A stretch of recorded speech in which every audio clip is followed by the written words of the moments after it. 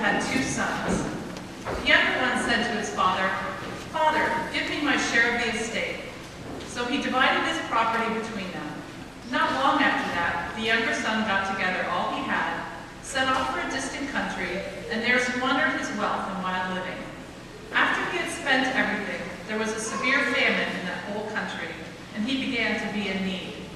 So he went and hired himself out to a citizen of that country, who sent him to his fields to feed pigs. He longed to fill his stomach with the pods that the pigs were eating, but no one gave him anything. When he came to his senses, he said, "How many of my father's hired men have food to spare, and here I am starving to death.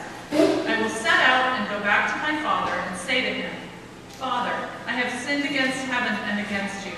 I am no longer worthy to be called your son. Make me like one of your hired men.' But while he was still a long way off, his father saw him and was filled with compassion for him. He ran to his son, threw his arms around him, and kissed him. 'Sir, look, your son, he has returned home.' "My boy, my son, he's back, he's back." "Yes, sir." Hey, wait a minute. What? Let's not let him see us like this, because he'll just take advantage of me again. True, sir, very true. Father! Wow, man! Father, I've sinned against heaven, and I've sinned against you. Yes, you have. Wow, I'm not worthy to be called your son. You can say that again. You know, could you, make me like one of your hired men? You'll be lucky if that's all you get, kid. Excuse me. I believe you're supposed to be running to your son, throwing your arms around him, and kissing him. Excuse me. Yes. Wait, you can see me? Yeah. Well, usually in a story like this, the characters can't see the narrator. I'm supposed to be just the voice with no face. Well, I'm looking right at you, and you're wearing all black. Why is it that narrators always wear all black? I don't know, I think it's a fashion statement. But the point is, your son is over there, and you're supposed to be showing him some compassion. You obviously don't have children, do you? Why do you say that? Because if you did, you would know that when they run off and spend all your money on wild living, the last thing you want to do is hug them and love them and show them compassion. Look, I wasn't born yesterday. He'd just go out and do it again. Let's just get back to the story, shall we? Fine. Oh, and you know what? People these days, you don't use the word shall much anymore. But the father said to his servants, "Quick, bring the best robe and put it on him. Put a ring on his finger and sandals on his feet. Bring the fattened calf and kill it. Let's have a feast and celebrate. For this son of mine was dead and is alive again. He was lost and is found." So they began to celebrate. You know what? Don't bring the silk robe. Bring the terry cloth. So, what about the stain? What? It's not that big a stain. Very well. And you know what? Skip the ring. No ring. Because next thing you know, he'll be piercing every part of his body. So, what about sandals? Fine. Bring him sandals. Very well. Should I throw a couple of steaks on the grill? I'm thinking, no. Let's start with rice cakes. So, rice cakes, isn't that what we feed the pigs? Pigs eat pods. Weren't you listening to the story?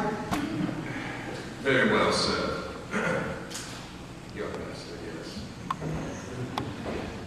Hello, what are you doing? I'm disciplining my son. What does it look like I'm doing? But you're supposed to be celebrating. Well, there'll be plenty of time for celebrating once that young man learns his lesson on how to obey. Have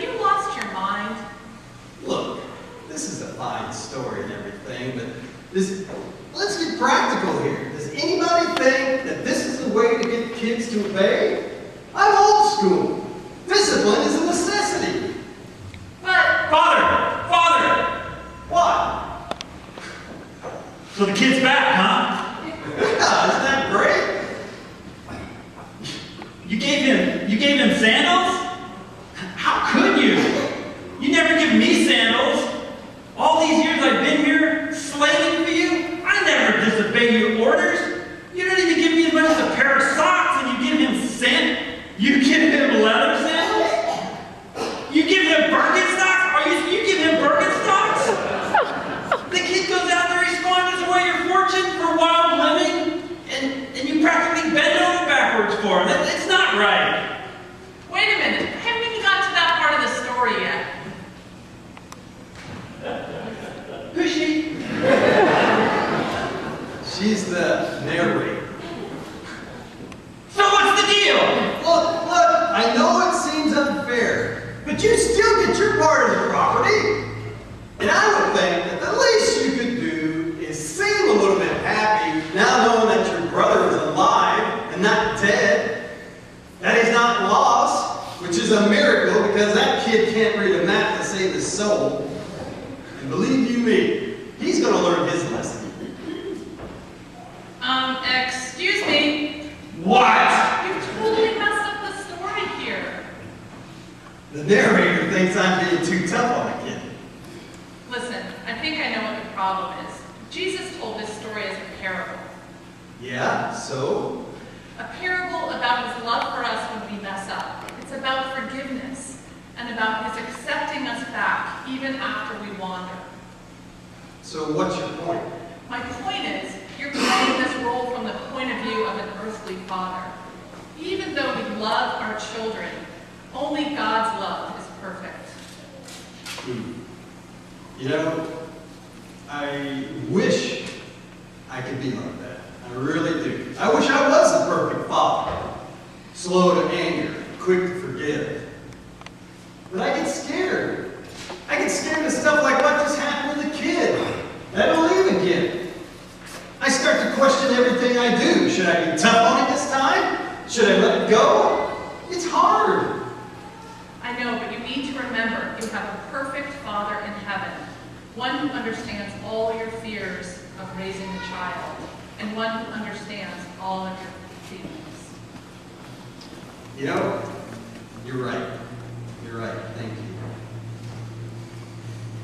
So what do you say? Let's go celebrate. Come on, let's go throw some steaks on the grill. And what about me, huh? Am I supposed to just feel great because I'm the perfect son? I think I need to read you the end of this story. And you know what? You're not going to like the way it ends. This is great.